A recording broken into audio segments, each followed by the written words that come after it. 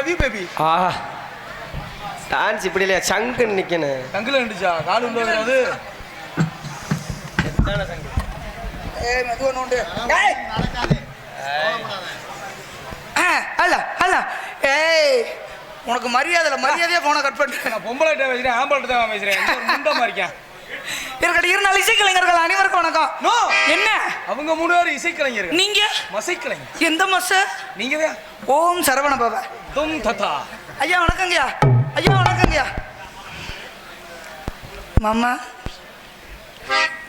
I L O V you. I love you too. இங்க வருவோம் மாமனார. ஏய் ஆத்தே. ஏன் ஐயா இன்னைக்கு வள்ளி திருமணமா போகாது, பவதாரணி சரவணகுமார். என்ன நடக்குதுன்னு மட்டும் பாருங்க.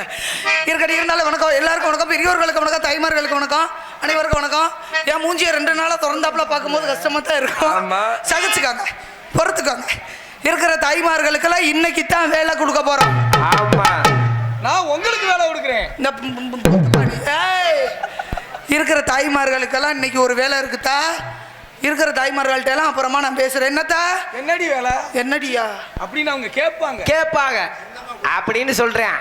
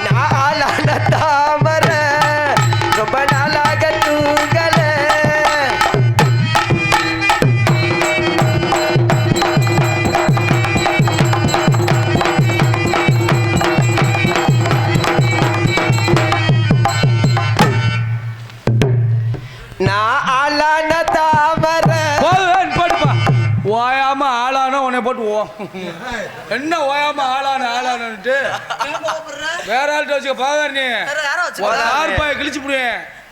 ஏ புதுப்பாயிடாது. எது கோவப்படுறீங்க? கட்டிப்பிடி அந்த பாட்டு